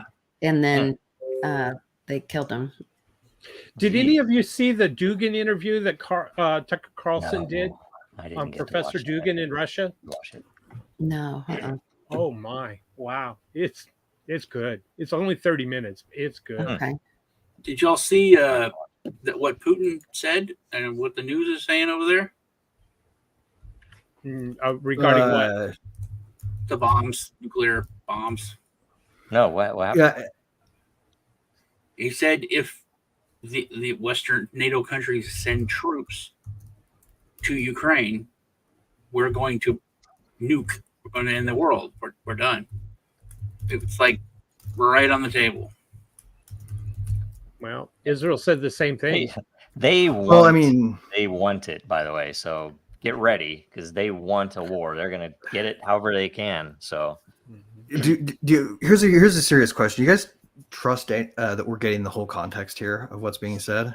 Hell no. Hell no. Or are You we gotta being go fed outside like US the to most get- filtered? Yeah. Yeah. I have You a got to hard go time. outside the U.S. You got to get somehow find tidbits of truth outside of the Intel superstate. Right.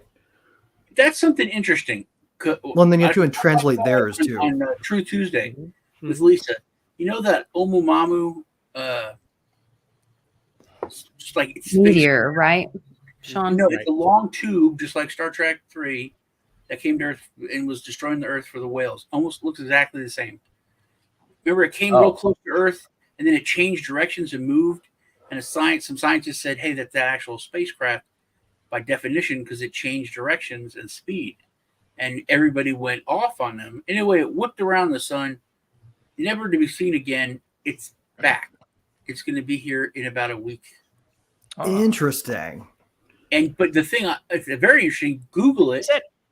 There's no news about it, but there's tons of scientists talking to like big bloggers and vloggers and podcasts. And they're like big scientists, like from, Didn't they just do a Netflix show, something like that, like a year or two ago, where there's an asteroid coming and they go meet with the president? And they're like, okay, how are we going to handle this? Are we going to let them talk about it or not? Yeah, don't talk about it. And they were like going on Letterman, or it was Jack Nobody Black. Look Up, I think is what it was called. Oh Yeah. my! I haven't seen Right. this. I haven't seen this one. Oh my god! Y'all know Shane Gillis's joke about the assassination? He said, I think Trump would be his most favorite person to get it to see assassinated. Not like because he doesn't like him, but he would be funny. It's like, he'd be up there talking and the sound he'd make, and then he would complain about it. And then he goes, but Biden, I think, is the first president that you could just run up and punch assassinate. I feel like people would just be like, "Oh my God, someone finally put it out of its misery." That poor dog. Mm. Man. Yeah, Lisa, that video you posted on Facebook where he's like, and this dude's like the head of this plant or something, and he's like, he's like, these are the people that work here. This is the guy, and he just goes to this girl. This is one of the. Oh, sorry. That's funny. This one I think is possibly better than that one. It's just so perfect. Yeah. I mean, it's like it's so terrible. Perfect. I'm like, well, I love it. I've seen a lot more coming out about this. I don't know if you have, but engineers are coming out and they're saying, here the hit and it was bad, but all the structure here was solid, and it falls like it's like a free fall, Right. and it would be. I wonder if that was triggered by the bridge collapse. To have that, people start critically thinking about structures and how things. And the black box didn't Does that work. make sense? And, Tidbits of information adding up. Some. Well, I've seen a lot of talk recently on the verboten subject of who really did 9/11, who really did JFK, and I'm amazed at how much people are talking about it. But it's who knows how long they'll let it go. So Jay Weidner has a great movie about JFK's assassination that everyone should go see. Who does? Which one? Jay Weidner.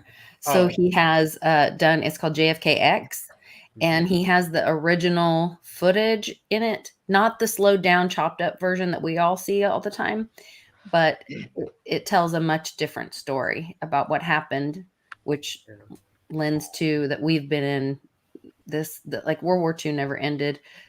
JFK wasn't assassinated, and we have been in this war, and in this war, and it's now being shown to us. I saw this creepy thing, Shane Gillis again, and it was his podcast, and he's laying on a couch talking to his friend, his comedian, and they're like, "Yeah, Jews run everything, right?" It's like, but we could say that because it's like like Zionists, they run everything, but what if you like You're like, yeah, I know, but I like it. You're doing a good job, man. Like, well, can we say that? Is that good to say with Zionists? They run everything, but they're doing a great job. I love it. Keep it up. And it was like, am I just hearing this, man? And I think all the stuff, the fact that they're using the word constantly and mashing it together, it was scary in the beginning, and it is now starting to become synonymous. And like people don't know what that word means. It's like Islam and radical Islam. It's two different things. Well, I mean, Zions and to Well, a certain degree, and this is not coming, by the way, all the people from the all press. people like of the that book did. have a violence thing. That came from is programmed by the press. You remember? Do you remember in the early 2000s being how many times were you told by the press or your elected representative that these people over there, they just hate our freedom? How many times were you told that? And how absurd is How many times did you believe it? Yeah, Right. God. Anyway, it's pretty sad. I know all of us should claim him as a dependent, right? Yeah. Yeah. Well, we need It's interesting to me. war. We don't want to do it. It's not like Right, no. War always has to be sold by propaganda for And it false was reasons. sold by Nobody the- I likes don't it. think it's sold anymore. Well, it is in a sense, but it wouldn't matter if they sold it or It's didn't just sell it. They'd Generation still do 7 it. marketing, man. They They just would use still do it. programming. Tell me They if you would guys still do you guys do it. understand this? This is a super interesting diagram to me. It's like a histogram with flags of I mean, I think this is extremely accurate. I think it's extremely accurate. Notice I- the other than the American fact that I flag don't is believe- nowhere on there. I don't believe left and right actually exists, but if you were to map what we are told is left and right, that right wingers will support Israel in the middle, but not on the left wingers won't, and super right wingers will not. Just from a It's pure data science anyway. standpoint, I would use a snaky diagram for this. Yeah, but this is like it's a very simple thing. Clever. So, like, Clever. I thought it Very was pretty clever. brilliant. what do you think? I watched this. RFK spent $250,000 on a poll, but he said most polls poll 2,000 people. We polled 25,000 people.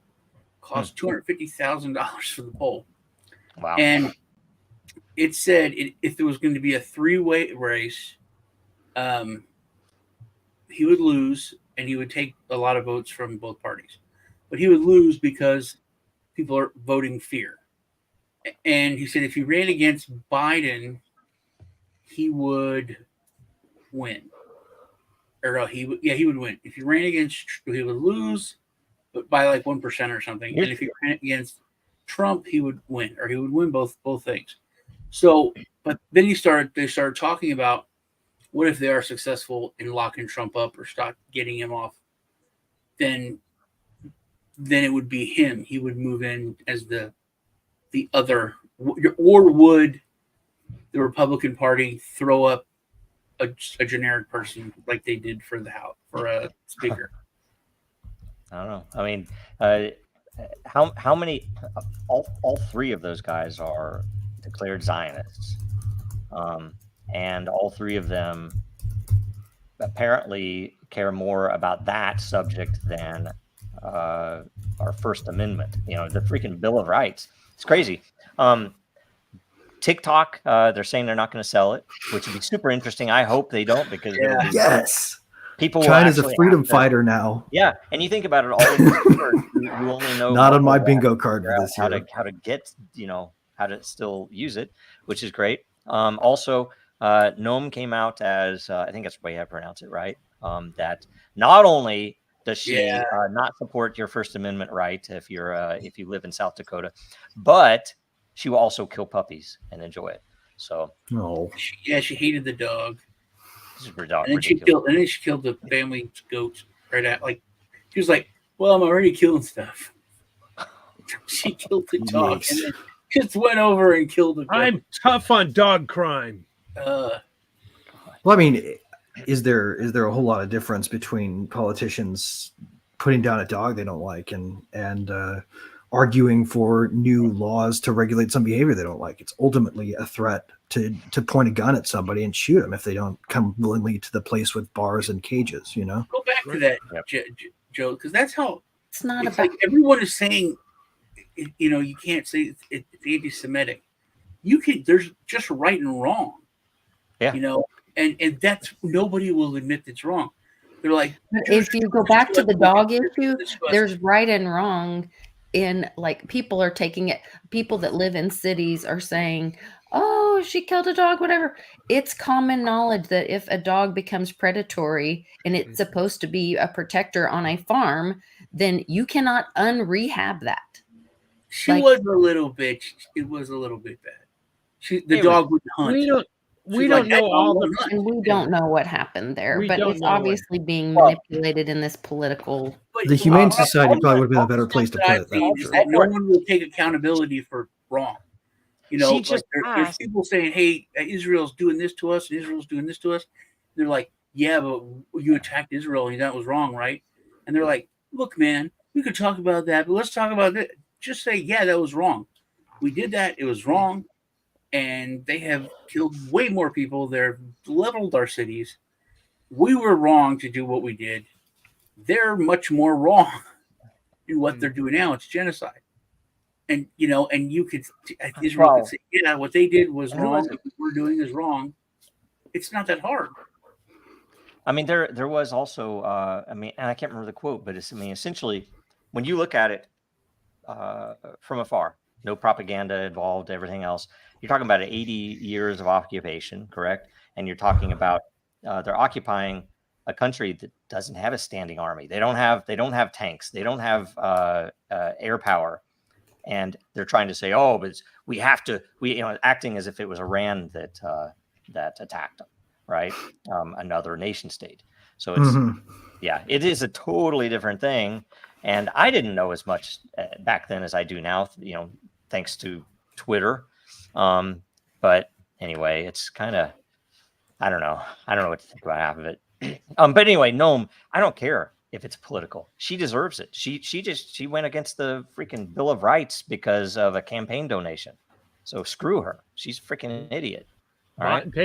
Bought and paid for. Yeah.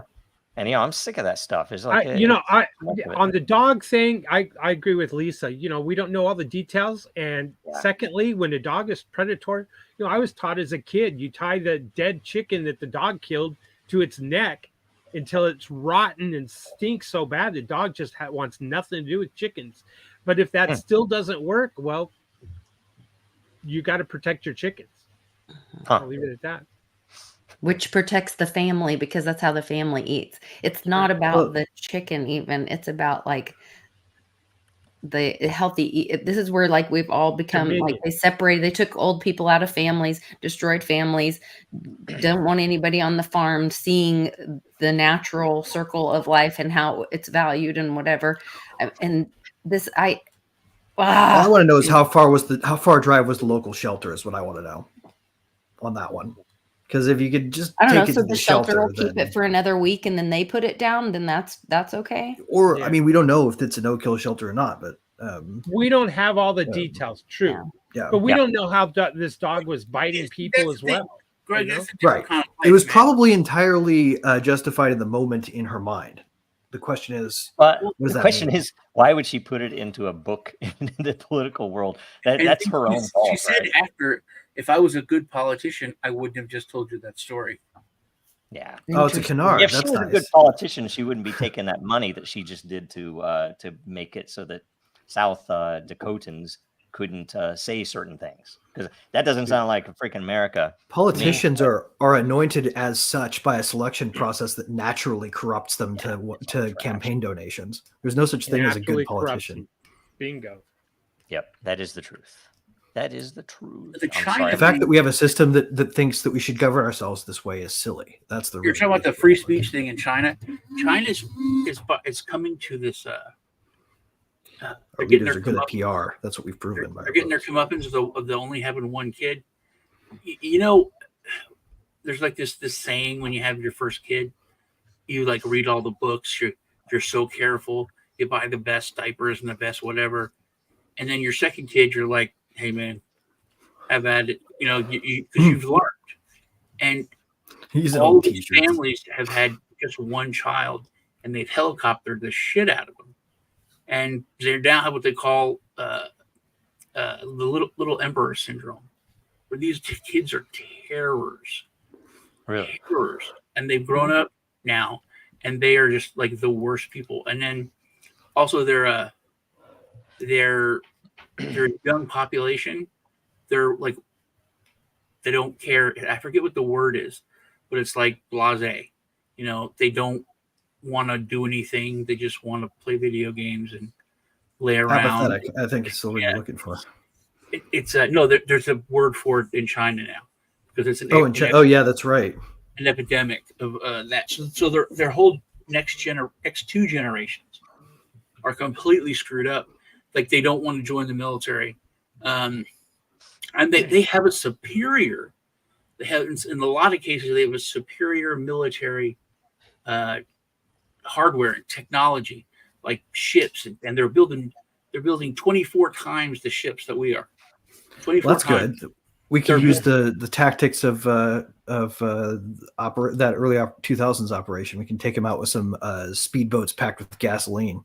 But that's the thing. They have all this stuff and no one to use it.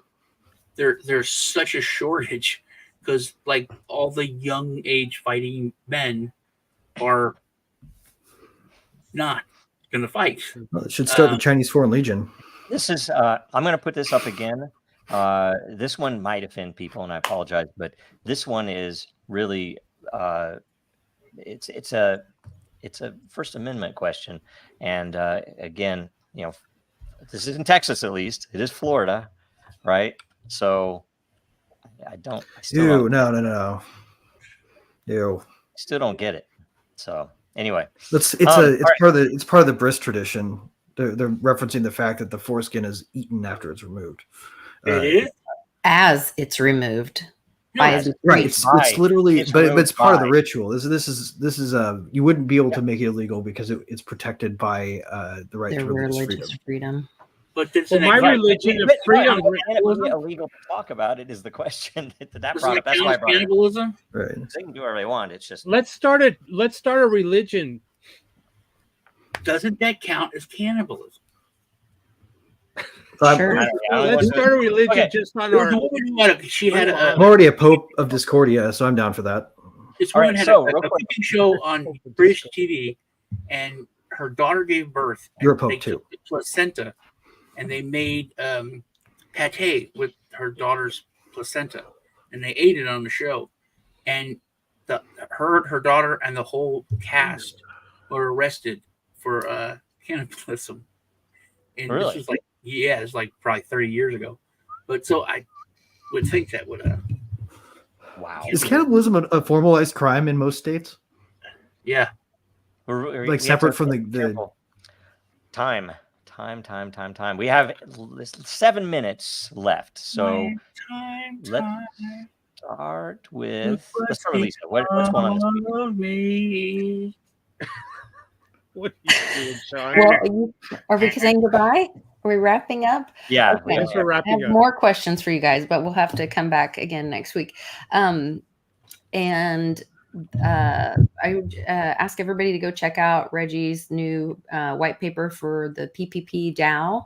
I think it's pretty interesting, and I hope to have a discussion about it, maybe even here. And see Sean and I on Tuesday. I'm on most days of the week. I don't know why you put that up there. I'm sorry. I realized I was on the wrong tab. Nice. Anyway. Time. So anyway. That's me. See ya. Right. Perfect. Sorry. I hopefully didn't interrupt too much. Keep your apology, Joe. Yes. Thank you. What is up this week? If you want to become a miner, you've heard of Bitcoin mining. Well, then go to Den.Social and mine content. Put up content. Go to Den.Social and get rewards, or evaluate other people's content and get rewards. If you want to catch up with me, come to Den.Social. Excellent. How about you, Greg? Thank you, Aya M, for Aya. Go ahead, Sean. Oh, no, I was just giving a third pronunciation of his name. Oh, gotcha. Right. So I think that the one thing that I want to just make sure everybody hears is our adversary is fiat, right? And this shows us, in my opinion, what the game plan has been all along: divide and rule. If we don't come together and support every project that has the same objectives against the fiat system, then we are falling prey to exactly the way that they intended to defeat us. Our battle is to unify and fight back. And I urge everybody to let go of big block, small block, let go of XRP Pepe feuds. Like, it's time to fight back against the real forces at the gate. They're here. If we don't, they're going to march right over us. It will not be a fight. So support everybody who's building and who's creating something. It's really, really important. Here, here. Sean. We didn't talk about Biden's speech to the free press there, and talk about that journalism's not a crime, and start listing the guy that Putin's got locked up. We got our own guy locked up. Well, don't bring that up. Brought up like 5 people's names, and I was like, say it, dude, say it. Say it and make me have hope. Nope. Check out me and Lisa on Truth Tuesday. I think me and Joe are going to do something like this week or next week, which will be fun. I'm going to try to get an interview with this other guy. And I want to say one thing. I've noticed across the board, I mean, we've Greg said it, the enemy is fiat. It's always follow the money. The money is the root. Saying the money is the root of all evil, we didn't get it. We thought it was for us, for regular people. It's not. It's where the evil comes from in the world. The people that have the money changers. And I'm seeing so many like influencers who are kind of flaky, comedians. All these people are starting to get it and are starting to say that. Not just intellectuals like Brand and Rogan and other people. So hopefully things will get better. That's good. Yes. Yeah. I think we need to have positive thoughts, because we can still win this, and we can still recover for when, because I think a lot of the evil is collapsing, and that's some of the reason that it's a cornered animal, and it's a very powerful cornered animal, and so you have to be very careful. But that's the real situation right now, and they know it. They absolutely know it. So here we are in this industry doing these things. You need to learn how it works, why it works, because that's how you will find new ways to apply it, or you'll be able to it'll make sense when the opportunity arises. Like, oh my God, we could actually do this there, right? And that's needed. And the value, the number doesn't really matter in the end if you're dead, right? So need to figure that stuff out, and have courage, because if we don't have courage to actually talk about it, then we'll never get anywhere. So anyway, follow me on X and Den, and thanks for joining us this week. Hopefully I didn't offend too many people, and sorry, small blockers. I do love you too. It's all some form of Bitcoin. It's just little differences in details. So anyway, none of it's fiat, and that makes you great. Yes. And 1913 was the most evil year. So that's the year that everything happened, that from which the JFK assassination came, and from which 9/11 came, and from which all of this stuff came. So pay attention to that stuff, because that'll be, if it happens, it'll be the most exciting time in the past at least 2,000 years. And I have a feeling it's coming, and everybody was like, you say that all the time. It's like, it's getting closer all the time too. So anyway, that's running out of tricks, man. Talk soon. Goodbye. Need something to play. I'm just going to do this, and we're going to end the stream because we're running out of time. All right. See you guys.